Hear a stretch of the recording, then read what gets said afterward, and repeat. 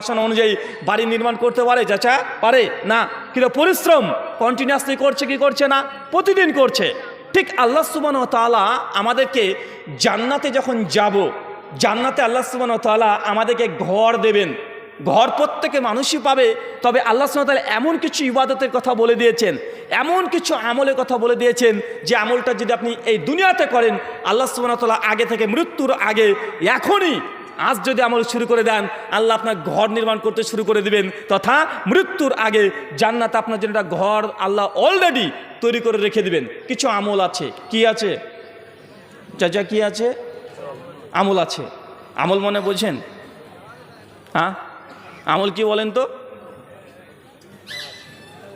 আমল হচ্ছে সলাত, মানে নামাজ, আর রোজা, আর হজ, জাকাত, এগুলো আমল। চাচা আপনার কখনো মনে হয়েছে যে বিড়ি না খাওয়াটা এটা একটা আমল? জি, আপনি বিড়ি খাবেন না, এটা যে আমল, এটা আপনি বুঝেন? আপনি মদ খাবেন না, এই যে না খেয়ে আছেন মদ, আপনার সামনে একটা দুধের বোতল আছে বা গ্লাস আছে, একটা মদের গ্লাস আছে, কিন্তু আপনি দুধের বোতলটা খাচ্ছেন, মদ জোর করে হলেও আপনাকে কোনো ব্যক্তি খাওয়াতে পাচ্ছেন না। এই যে আপনি মদ থেকে বিরত আছেন, দূরে আছেন, এই দূরে থাকাটাও যে ইবাদত, এটা কখনো আপনার মনের মধ্যে জেগেছে যে আমি এখন মদ খাই না, এটা ইবাদত? কেন জানেন? কারণ ইবাদতের সংজ্ঞা না বুঝি না। ইবাদত কাকে বলে? আল্লাহকে খুশি করার জন্য কিছু জিনিসকে গ্রহণ করা আর কিছু জিনিসকে ছেড়ে দেওয়া। যেগুলো আল্লাহ নিষেধ করেছে সেগুলো ছেড়ে দিবেন, আল্লাহকে ভয় করে আমলটা করবেন না, ওই কাজ করবেন না, এটাও ইবাদত।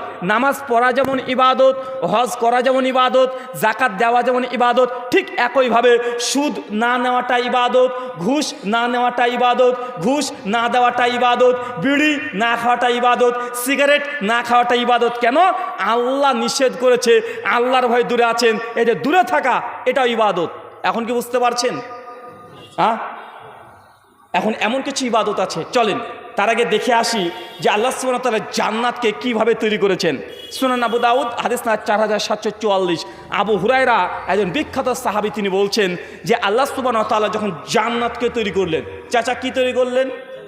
জান্নাত। তার মানে বোঝা যাচ্ছে জান্নাতকে আল্লাহ তৈরি করেছে, এটা আগে থেকে সৃষ্টি ছিল না, এটা পরে তৈরি করেছে। যে জান্নাতকে তৈরি করার পরেই আল্লাহ ফেরেশতা জিবরিল, তাকে কোন ফেরেশতা? চাচা জিবরিল আলাইহিস সালাম। এই ফেরেশতা সব মানুষের কাছে আসে না, আর যে মানুষের কাছে যায় সে ভাগ্যবান, হয় সে নবী রাসূলের অন্তর্ভুক্ত হয়ে যায়, অর্থাৎ নেককার সলেহা এদের অন্তর্ভুক্ত হয়ে যায়। অনেক মানুষ মনে করে ফেরেশতা জিবরিল যার কাছে যায় সেই নবী হয়ে যায়, এ কথা সঠিক নয়। ফেরেশতা জিবরিল মারিয়ামের কাছে এসেছিল, আসে নাই? নবী নাকি মারিয়াম? না, ফেরেশতা জিবরিল যখন কোনো ওহী নিয়ে আসে নবুয়ত দেওয়ার জন্য, তখন সে নবী হয়ে যায়। কিন্তু ফেরেশতা জিবরিল যার কাছে যায় সেই নবী, এমনটা নয়। জিবরাইলকে আল্লাহ সুবহানাহু ওয়া তাআলা বলছেন যে জিবরিল যাও, জান্নাতকে তৈরি করেছি, জান্নাতকে দেখে এসে। তো যখনই জান্নাতের কথা ফেরেশতা জিবরিল শুনেছে, আর আল্লাহ বলছে যাও জান্নাতকে দেখে আসো, ফেরেশতা জিবরিল সঙ্গে সঙ্গে জান্নাতে চলে গেছেন। জান্নাতের চতুর্দিকে চারিদিকে গিয়ে দেখছে জান্নাত এত সুন্দর, এত সুন্দর চমৎকারভাবে তৈরি করেছে, এত দৃষ্টিনন্দন আকর্ষণীয়। জান্নাত দেখে ফেরেশতা জিবরিল অবাক, আল্লাহর কাছে ছুটে ছুটে, আল্লাহ সুবহানাহু ওয়া তাআলা তোমার ইজ্জতের কসম, তোমার সম্মানের কসম, তুমি জান্নাতকে এত সুন্দর করে তৈরি করে রেখে দিয়েছো, দুনিয়ার কোনো মানুষ আর কোনো জিন যদি তো জান্নাতের এই দর্শন বা জান্নাতের এই কথাগুলো কোনো মানুষের যদি কর্ণে প্রবেশ করে, সেই ব্যক্তি যে কোনো মূল্যে জান্নাতের আকাঙ্ক্ষী হয়ে যাবে, মানে জান্নাত ছাড়া সে কোনো কিছু দুনিয়াতে চাইবে না। যখন এই কথা আল্লাহকে ফেরেশতা জিবরিল বলছেন, আল্লাহ তখন জিবরিল যাও আবার জান্নাতকে দেখে এসো। কয়বার? একবার দেখে এসেছে। আল্লাহ বলছে যাও এবার জান্নাতকে দেখে এসো। সঙ্গে সঙ্গে ফেরেশতা জিবরিল এবার জান্নাতে প্রবেশ করেছে। প্রবেশ করার পরে দেখছে গোটা জান্নাতকে আল্লাহ সুবহানাহু ওয়া তাআলা চতুর্দিক, জান্নাতের চতুর্দিক চারিপাশ আল্লাহ ঘিরে দিয়েছেন, একদম প্রাচীর দিয়ে ঘিরে দিয়েছেন। ফেরেশতা জিবরিল অবাক, গোটা জান্নাতের চতুর্দিক চারিদিক ঘেরা, জান্নাতকে ঘিরে দিয়েছে আল্লাহ সুবহানাহু ওয়া তাআলা। কি দিয়ে? যেন আজকের এই প্রোগ্রামের এই চতুর্দিকে আপনারা ঘিরে দিয়েছেন শুধুমাত্র এই সব কাপড় দিয়ে, আপনার বাড়িকে আপনি ঘিরে দিয়েছেন প্রাচীর দিয়ে, তথা ইট ঢেল বালি পাথর এগুলো দিয়ে। আল্লাহ জান্নাতের চতুর্দিক প্রাচীর দিয়ে ঘিরে দিয়েছে, জান্নাত ঘেরা আছে দুঃখ, কষ্ট আর নিয়ম নীতি দিয়ে। কি দিয়ে চাচা? চাচা বলেন তো, জান্নাত কি দিয়ে ঘেরা? দুঃখ, কষ্ট আর নিয়ম নীতিমালা। জান্নাত চারিদিক ঘেরা আছে। প্রথমে একটা দুঃখ, তারপর কষ্ট, তারপর একটা নিয়ম, এইভাবে করে জান্নাতকে আল্লাহ ঘিরে রেখে দিয়েছে। আপনি কি বুঝেন? জান্নাত যেতে হলে তার অর্থ যে এই দুনিয়াতে দুঃখ পেতে হবে আপনাকে, কঠিন কষ্টে আযাবে একদম জীর্ণ শীর্ণ হয়ে যাবেন। হাসতে হাসতে আপনি জান্নাত পেয়ে যাবেন এমনটা নয়। পৃথিবীতে অনেক নবী রাসূল এসেছে, তাদেরকে আল্লাহ সুবহানাহু ওয়া তাআলা পক্ষ থেকে এত বড় বড় আযাব এসেছে, এত বড় বড় আযাব নয়, পরীক্ষা এসেছে, এত বড় বড় আল্লাহ পরীক্ষা নিয়েছে। নবীদের যদি অত বড় পরীক্ষা হয়, ভাই আমাদের পরীক্ষা কি তার চাইতে বেশি হতে পারে? না, কম হবে। তো নবীদের পরীক্ষা কত বড় ছিল আপনার জানা আছে না? নবী ইব্রাহিমকে আল্লাহ আগুনে দাও দাও করে জ্বলে দিয়েছিল, দিয়েছে কি দেয় নাই? ইব্রাহিম আলাইহিস সালামকে নিজের সন্তানকে বলছে, যাও ইব্রাহিম, আমি তোমাকে বলছি তোমার সন্তানকে কুরবানি করে দাও, জবাই করে দাও। এটা পরীক্ষা নয়।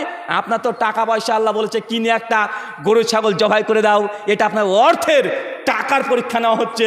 নবী ইব্রাহিমকে বলা হয়েছে নিজ সন্তানকে কুরবানি করতে চলে যাও, কুরবানি করার জন্য প্রস্তুত, একদম কাছে চালাবে, এরকম পর্যায় পর্যন্ত আল্লাহ সুবহানাহু ওয়া তাআলা পরীক্ষা নিয়েছে। নিয়েছে কি নাই? নাই, নিয়েছে। ইউনুসকে আল্লাহ সুবহানাহু মাছের পেটে 3 দিন 3 রাত্রি একদম মাছের পেটের মধ্যে রেখে দিয়েছে। এটা পরীক্ষা নয়? পরীক্ষা।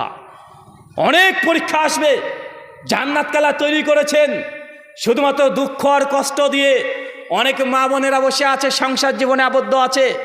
স্বামী হয়তো বা কোনো কটু কথা বলেছে, স্বামী হয়তো তার সঙ্গে ভালো কম্প্রোমাইজ হচ্ছে না, স্বামী স্ত্রীর সঙ্গে মেলবন্ধন নেই। 2-4 দিন ঝামেলা হওয়ার কারণে একদম পেরেশানের মধ্যে পড়ে যায়, বিভিন্ন রকমের চিন্তা চেতনার মধ্যে ঢুকে প্রবেশ করে যায়। বা আছে না নাই? কথা বলেন। আছে। আল্লাহ পরীক্ষা করবেন কি দিয়ে? চিন্তা, দুঃখ, কষ্ট, এগুলো দিয়ে জান্নাত ঘেরা আছে। আচ্ছা, জান্নাত কারা কারা চাই? একটু হাত তুলি তো ভাইজান। মাশাআল্লাহ, নামান, হাত নামান। ওই যে জান্নাত তো চাই, তবে মরতে চাই না। আমরা মরাবিহীন জান্নাত চাই, মরবো না তবে জান্নাত চাই। ভাই এমন মানুষ আছে না নাই? ওই যে মরতে খুব ভয় লাগে, কিন্তু জান্নাত আমি চাই। আরে বেটা, না মরলে জান্নাত যাওয়া যায়? আগে তো মরতে হবে। মানে আমরা জান্নাত চাই, কিন্তু হাত থেকে 1 টাকা খরচ করতে চাই না। জান্নাত চাই, কিন্তু নিজের প্রতিবেশীর হক আদায় করতে চায় না। জান্নাত চাই, পিতামাতার হক আদায় করতে চায় না। বা আছে না নাই? আছে। জান্নাত চাই কিভাবে? দুনিয়াও চাই, জান্নাত চাই, দুটোই চাই। মানে আমি দুনিয়াতেও খাবো, জান্নাতও চাই। এমন মানুষ আছে না নাই? এমন মানুষের কোয়ালিটি বেশি। জান্নাত ঘেরা আছে নিয়ম নীতিমালা দিয়ে। কি দিয়ে চাচা এবার? এতক্ষণ কি দিয়ে ঘেরা ছিল? দুঃখ আর কষ্ট। আর এগুলোকে আল্লাহ সুবহানাহু ওয়া তাআলা ঘিরে দিয়েছেন নিয়ম আর নীতি দিয়ে। নিয়ম নীতি বোঝেন? নিয়ম নীতি বোঝেন না? চলেন আপনাকে নিয়ম নীতি কয়েকটা দেখিয়ে দিই। সহিহ ইমাম বুখারীর একটা কিতাব আছে আল আদাবুল মুফরাদ, হাদিস না 965। সেই সনদে একটা ঘটনা বর্ণনা আছে। আল্লাহর নবী একদিন বসে আছেন, এইভাবে বসে আছেন, হঠাৎ করে সাহাবীরা চতুর্দিকে বসে আছে। হঠাৎ করে আল্লাহর নবী চিৎকার দিয়ে বললেন, খবরদার, তোমরা কেউ রাস্তাতে বসবে না। চাচা কোথায় বসবে না? রাস্তাতে বসবে না। সাহাবীরা অবাক, ইয়া রাসূলুল্লাহ বলেন কি? রাস্তাতে বসবো না মানে? আরে রাস্তাতে আমাদের ব্যবসা বাণিজ্য সব কিছু। আরে রাস্তাতে না বসলে তো বিজনেস করতে পারবো না। রাস্তাতে আমাদের অনেক বেশি কাজ। আল্লাহর নবী রাস্তায় যদি বসতে না পারে খুব কঠিন হয়ে যাচ্ছে আমাদের জন্য। আল্লাহ নবী বলছে, খবরদার, রাস্তাতে কেউ বসবে না। আর রাস্তায় যদি সত্যি বসতে হয়, রাস্তার হক আদায় করো। সাহাবীরা অবাক, বলে কি রাস্তার হক? রাস্তা তো জড় পদার্থ। বাবা মার হক আছে এটা জানি, স্ত্রীর হক আছে এটাও জানি, আরে প্রাণীর হক আছে এটাও জানি, কিন্তু রাস্তা তো জড় পদার্থ। ইট ঢেল পাথর দিয়ে এই রাস্তাকে তৈরি করা হয়েছে, এটার আবার হক কি? এটা আবার চাই কি আমার কাছ থেকে? এটার আবার কি অধিকার? রাস্তাকে কিভাবে সম্মান করতে হয়? ইয়া রাসূলুল্লাহ, এটা তো বুঝলাম না। আল্লাহ নবী বলছে, রাস্তায় বসো না, বসতেই যদি চাও রাস্তার হক আদায় করো। রাস্তার হক কি? এক, আল্লাহ নবী বলছেন, রাস্তায় যদি কোনো ক্ষতিকর কোনো পদার্থ পড়ে থাকে ওটা পরিষ্কার পরিচ্ছন্ন করে দিতে হবে, এটা রাস্তার হক। যদি রাস্তা পরিষ্কার রাখতে না পারেন, এই রাস্তায় চলাচল বসা আপনার জন্য জায়েজ নয়, এটা নিষিদ্ধ, এটা আপনার জন্য হারাম হয়ে যাবে। দেখেছেন ইসলাম কত সুন্দর। রাস্তার হক। এই যে রাস্তাতে চলছেন, এই রাস্তাতে চলতে হলো এক যে মুসলিম, আপনি যে মুসলিম তার পরিচয় কি? রাস্তাতে কোনো নোংরা বস্তু পড়ে থাকা যাবে না। এখন ঝড় ঝাপটার সময়, গভীর রাত্রিতে ঝড় চলে আসতে পারে। রাস্তাতে একটা ডাল ভেঙে পড়ে থাকবে একটা মুসলমানের গ্রামে, এটা হতে পারে না। রাত্রের মধ্যেই এই রাস্তাকে পরিষ্কার করা লাগবে, এটা রাস্তার হক। যদি এই হক আদায় করতে না পারেন, এই জালসা করে 5 পয়সা মূল্য নেই। কারণ রাস্তাতে আল্লাহ নবী বলছেন, খবরদার রাস্তায় কেউ বসবে না, বসতে যদি চাও রাস্তার হক আদায় করো। রাস্তার হক কি? রাস্তাকে পরিষ্কার পরিচ্ছন্ন রাখতে হবে। গাছের ডাল পড়ে থাকবে, মানুষের যাতায়াতে কষ্ট হবে, এটা যেন না হয়। রাস্তা যেন উঁচু নিচু না হয়। মমতা ব্যানার্জি কবে রাস্তা তৈরি করবে? মুসলমানের বাচ্চা এই অপেক্ষায় বসবে না। কি করবে?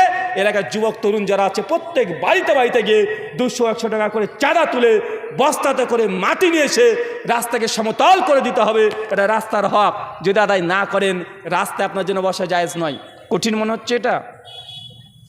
চাচা কি শিখলেন বলেন তো? চাচা কি শিখলেন এখান থেকে? এই যে আল্লাহর নবী যে বললেন যে জান্নাতকে ঘেরা আছে নিয়ম নীতি দিয়ে, নিয়ম নীতি বুঝতে পারছেন? রাস্তায় চলা যাবে না যে রাস্তার হক আদায় না করেন।